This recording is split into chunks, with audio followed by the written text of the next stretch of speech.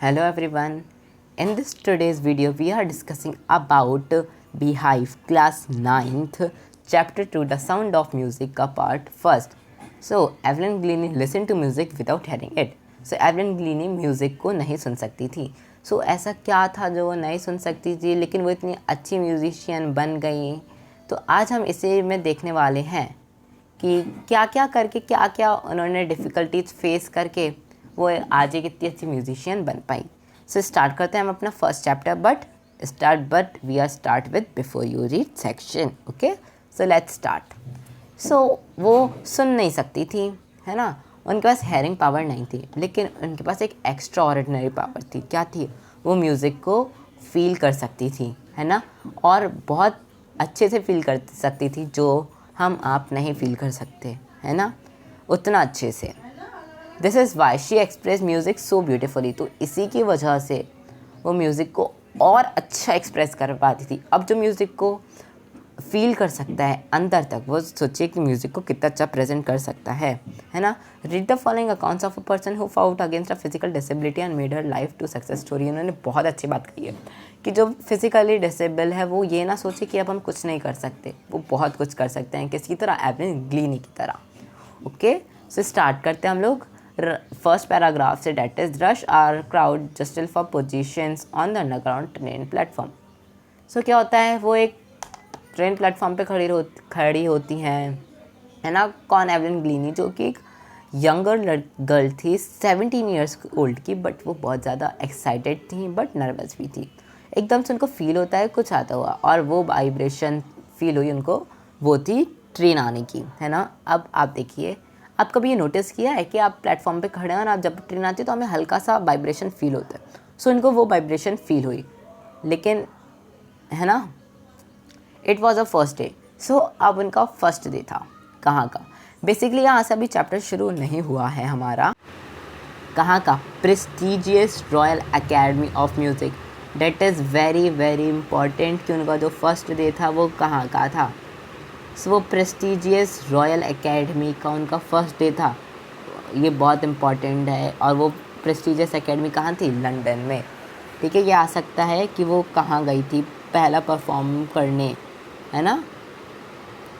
सो वो एक, अब नर्वस क्यों थी? स्कॉटिश फार्म से वो सीधा आई थी बहुत बड़ी एकेडमी म्यूज़िक की लंदन में, है ना. तो बट उनके लिए एक और बड़ा चैलेंज था कि वो सुन नहीं सकती थी और लोगों की तरह, बस वो फील कर सकती थी, है ना. सो ये हमें बैक साइड का दिखाया गया था कि ऐसा ऐसा हुआ, है ना. तो हमारी स्टोरी जो है वो सेकंड पैराग्राफ से शुरू होगी. ठीक है, ये तो हमें बता दिया था. अब ये यहाँ तक पहुँची कैसे, आखिर हुआ क्या था, सो वो सब हमें इसी चैप्टर में यानी कि इस वाले पैराग्राफ में हमें बताया गया है. सो शुरू करते हैं हम हमारा फर्स्ट पैराग्राफ. डेट इज़, सो क्या होता है, एवलिन ग्लीनी ने सुनने की पावर जो थी उसको लूज़ कर दिया था. एक दिन उसकी मदर ने नोटिस करा, है ना, जब वो कितने ईयर ओल्ड की थी, तब वो 8 ईयर्स की थी, है ना. उसकी मदर ने क्या नोटिस करा, वो पियानो बजा रही थी तो उसकी मम्मी ने उसका नाम लिया, बट वो जो एवलिन थी उसका कोई मूवमेंट नहीं था. वो अपने ही पियानो में मस्त थी, बजा रही थी, है ना. उन्होंने एक दो बार देखा तो उन्होंने रियलाइज़ करा कि सुन नहीं सकती. I suddenly realise that she didn't hear. ये किसने कहा? Isabel Glennie. This is also very important कि एवलिन ग्लीनी की मदर कौन थी? एवलिन ग्लीनी की मदर थी एसिबेल ग्लीनी. ओके, आगे चलते हैं हम लोग. For a quite a while Evelyn manage to conceal her growing difference from friends and teacher. अब वो क्या करती थी, धीरे धीरे वो अपनी ये चीज़ें ना अपने फ्रेंड्स टीचर से छुपाने लग गई. क्या छुपाने लग गई? कि वो धीरे धीरे डेफनेस होती जा रही है, यानी कि वो उसको धीरे धीरे सुनाई देना कम होता जा रहा है, वो, है ना. वो ये चीज़ छुपाने लग गई थी. बट टाइम, अब क्या होता है, अब वो सुन नहीं सकती थी. अब ऐसा टाइम आया कि उसके जो मार्क्स थे वो कम होने लग गए, है ना, कम होने लग गए. तो उसके हेड मास्टर ने कहा कि आप, है ना, इसको एक स्पेशलिस्ट के पास दिखाइए, है ना. सो उन्होंने चेकअप वगैरह करा तो उनको पता चला कि जो नर्व है वो डैमेज हो चुकी है ना. नर्व डैमेज निकला उनके अंदर से. तो उन्होंने, है ना, एवलिन के कान में फिट करी हेयरिंग एड्स यानी कि सुनने वाली जो मशीन होती है ना, हेयरिंग मशीन, सो उन्होंने वो करी और उन्होंने कहा कि आप इसको डेफ स्कूल में भेजना शुरू कर दीजिए। सडनली उसने जैसे ही सुना ना, सारी चीज़ें उसके लिए क्या हो गई थी, सारी चीज़ें उसके लिए एकदम ब्लैक हो गई थी। क्या मुझे डेफ स्कूल जाना पड़ेगा? नहीं, उसको डेफ स्कूल नहीं जाना था, वो उसके लिए सारी चीज़ें सडनली ब्लैक हो गई थी। ठीक है, सो एवलिन ने कहा था ये वाली बात। सो आगे क्या होता है हम लोग देखते हैं। But Evelyn was not going to give up.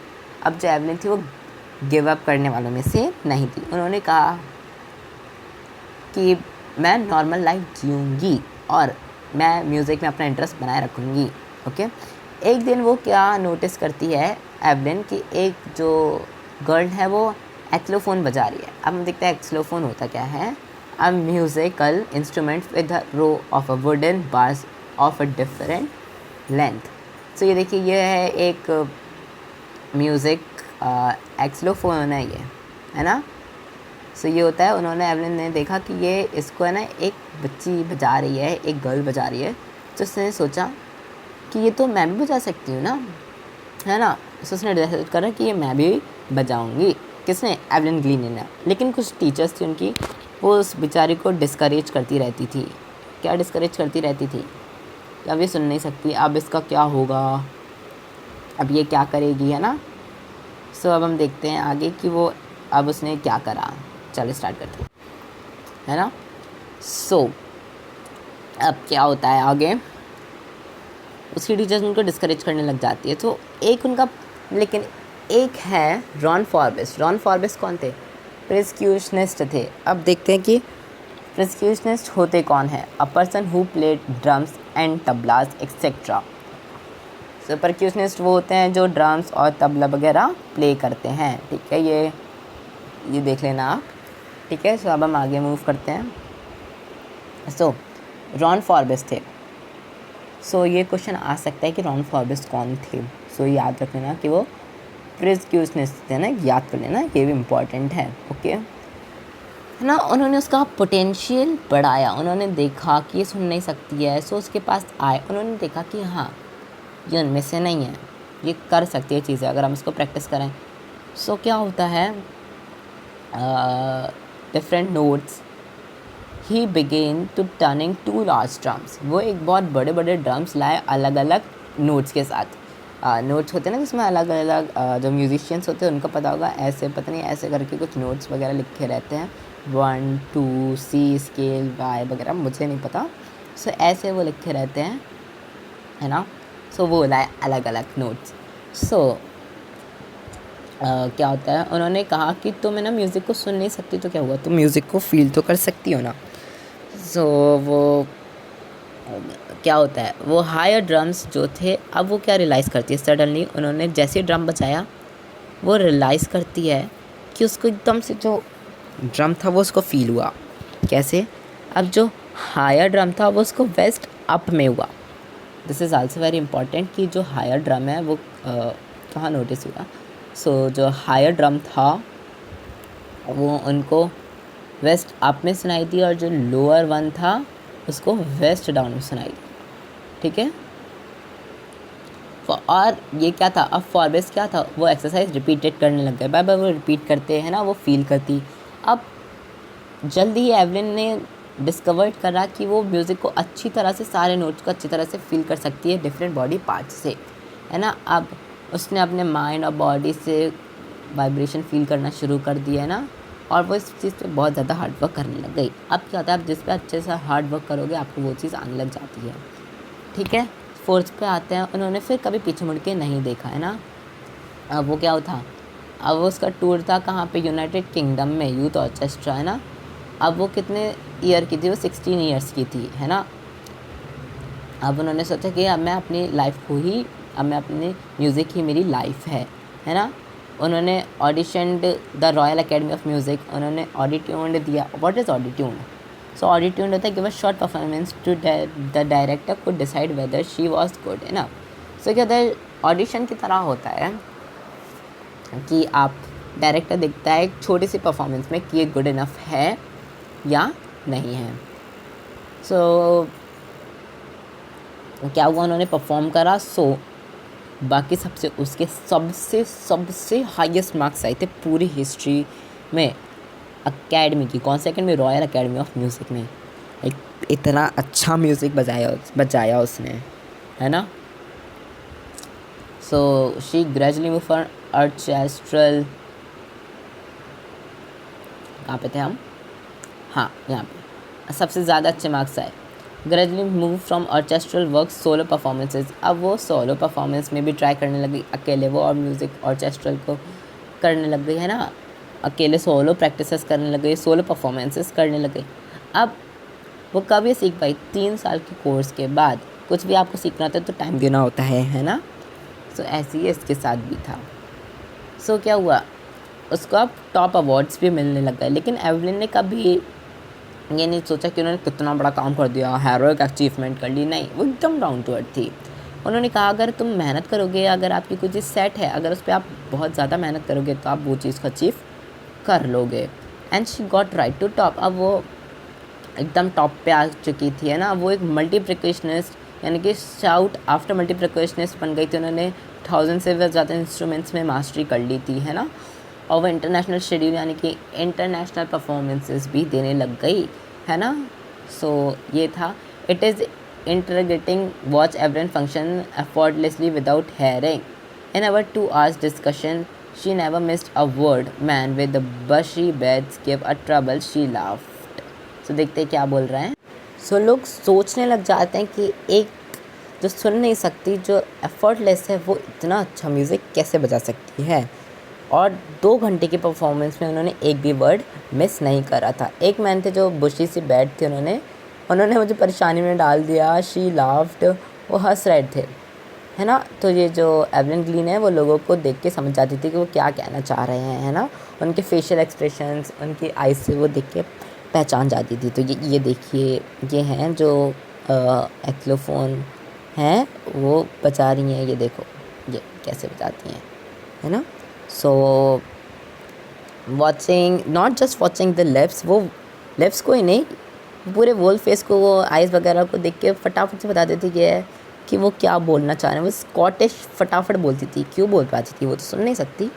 लेकिन क्या मैंने क्या कहा था कि 11 ईयर्स की ओल्ड में वो पूरी अच्छे से तरह से डेफ हुई थी। लेकिन 11 ईयर्स से पहले तो सबको बोलती सुनती आ रही थी ना, है ना। शुरू से नहीं थी, उनकी धीरे धीरे वो डेफ होने लगनी थी, है ना। सो अच्छे से स्पेनिश बोल लेती है ना। और उन्होंने फ्रेंच और जापानीज़ भी सीख ली थी, बट जो ऑथर थे वो उनको समझ में नहीं आया कि ऐसे कैसे सीख लिया, है ना। 7, as for the music she explain it pours in through every body part of my body, it is the tingles in the skin, my cheek bones and the even in my hair. वो बोलती है कि उनकी पूरी body में, है ना, मतलब ऐसा होता था जब वो म्यूज़िक सुनती थी, उनकी टिंगल्स, मतलब ये देखिए टिंगल्स का यहाँ पे मतलब है, कॉजेज अ स्लाइट प्रिकिंग और स्ट्रिंग सेंसेशंस, यानी कि उसको, है ना, टिंगल्स होते थे, मतलब आपको कोई ऐसे ऐसे गुदगुदी टाइप के करे तो होते थे ना, सो वैसे उनको उस तरह की होती थी, है ना।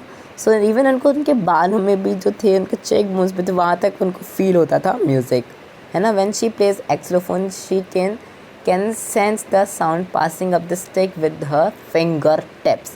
सो जब वो बजाती थी स्टिक से तो उनके फिंगर प्रिंट्स तक भी उनको जो फीलिंग थी वो आती थी। By learning against the drum she can feel the resonances flowing, resonance का मतलब होता है echoes of sounds, okay, flowing into her body on a wooden platform. She removes the shoes so that vibration pass through the barefoot.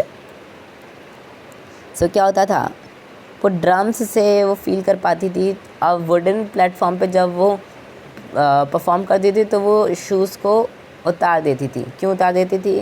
जिससे कि उनको vibration feel हो और वो नंगे पैर जो थी वो परफॉर्मेंस करती थी।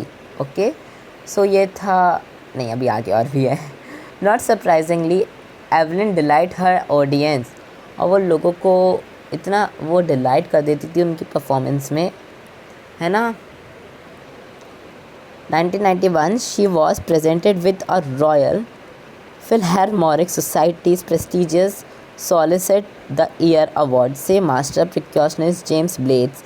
God may have taken her hearing, but has given her back something extraordinary. So जब 1991 में उन्होंने रॉयल फिलहार्मोनिक सोसाइटी में जब उनको अवार्ड मिला था, सो मास्टर प्रिकॉशनिस्ट जेम्स ब्लेड कह सकते हो उसमें से मास्टर प्रिकॉशनिस्ट कौन थे? जेम्स मास्टर प्रिकॉशनिस्ट जेम्स ब्लेड्स, ये है, ये आ सकता है हमारा, ठीक है। और ये 1991 में उन्होंने कहाँ परफॉर्म करा था? Royal Philharmonic societies prestigious solids of the year, उनको ये अवार्ड मिला था, एक्चुअली में ये अवार्ड मिला था उनको, Philharmonic society prestigious solicit of the year award मिला था उनको, है ना। सो इम्पॉर्टेंट है, ये आपको देख लेना एक बारी, है ना। सो वो क्या कहते हैं जेम्स ब्लेड्स कि भगवान ने आपको हेयरिंग पावर तो नहीं दी, बट एक्स्ट्राऑर्डिनरी चीज़ें, एक्स्ट्राऑर्डिनरी आपको म्यूज़िक फील करने की ताकत भगवान ने आपको दी है ना।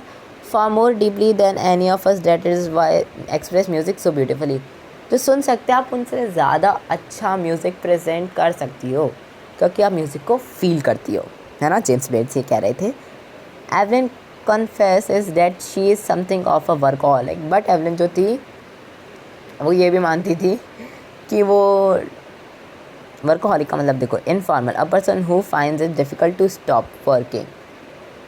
सो वर्कहॉलिक का मतलब एक तरह से हम देख लें, वो काम करती रहती थी। वर्कहॉलिक का मतलब होता है काम करना, वो थकती नहीं थी, वो काम करती रहती थी ना। ऐसा कुछ लोग में होता है ना, मतलब बैठते ही नहीं, काम करते रहते हैं ना। So I have just got to work often harder than classical musician, but the reward are enormous apart after regular concert। देखते हैं क्या कहा है इसमें। तो वो कहती है कि मैं बहुत ज़्यादा काम करती हूँ, सबसे ज़्यादा मैं अपनी म्यूज़िक पे ध्यान देती हूँ, बट उसका जो रिवॉर्ड है वो बहुत ज़्यादा है। अब देखो उन्होंने इतनी सारी मेहनत करी है ना, एक कहावत की मेहनत का फल मीठा होता है। सो उन्होंने मेहनत करी और देखो वो कितने बड़े मुकाम पे पहुँच गई हैं, है ना। सो अब वो रेगुलर कॉन्सर्ट करती थी, बट उसी के साथ साथ वो फ्री कॉन्सर्ट भी देती थी। कहाँ? प्रिजन्स में और हॉस्पिटल में, है ना। और सबसे ज़्यादा उनको प्रायोरिटी रखती थी वो यंग म्यूजिशियंस पे। एना रिचलिन जो थे वो फ़ंड देते थे डीफ चिल्ड्रंस को। उन्होंने कहा कि ये एक इंस्पिरेशन है डीफ चिल्ड्रंस के लिए कि वो सुन नहीं सकती थी, तब भी उन्होंने इतना अच्छा उन्होंने अचीव करा, तो अपन भी जो डेफ हैं वो भी कर सकते हैं। सो अब हम आगे देखते हैं, हमारा लास्ट पैराग्राफ से स्टार्ट करते हैं। सो एवलिन ने इतनी छोटी उम्र में इतना सब कुछ अचीव कर लिया था, जो पीपल उनकी उम्र के 2 गुना ज़्यादा भी इतने अच्छे से अचीव नहीं कर पाते। वो फ्रंट ऑर्केस्ट्रा वगैरह प्रिकॉशनिस्ट थी, डेमोन्स्ट्रेटेड थी, और वो it can be very moving. She has given, वो एक इंस्पिरेशन थी उन हैंडीकैप्ड लोगों के लिए, है ना, जो सुन बोल नहीं सकते, है ना। People who look to her and says, people उनको देखते और कहते if she can't do it I can, वो कर सकती है तो हम क्यों नहीं कर सकते, है ना। And nonetheless she given enormous pleasure to millions, और उन्होंने मिलियंस में उनको फल बहुत ज़्यादा मिला है। सो यही था इसी चैप्टर में, ओके। सो इनके जो राइटर थे वो थे डेबोरो क्लोवले, ओके। नाम थोड़ा अजीब है, बट ये आ सकता है कि कौन थे उनके राइटर, एवलिन ग्लीनी पार्ट फर्स्ट के, ठीक है। तो यही था हमारा चैप्टर, इसके क्वेश्चन आंसर्स हम जल्दी लेके आएंगे, ठीक है। और इसका पार्ट 2 भी बचा है, that is Bismillah Khan, the music of Bismillah Khan, okay. तो ये था चैप्टर। आई होप अच्छा लगा होगा, तो लाइक करना, चैनल पर तो सब्सक्राइब करना। बाय।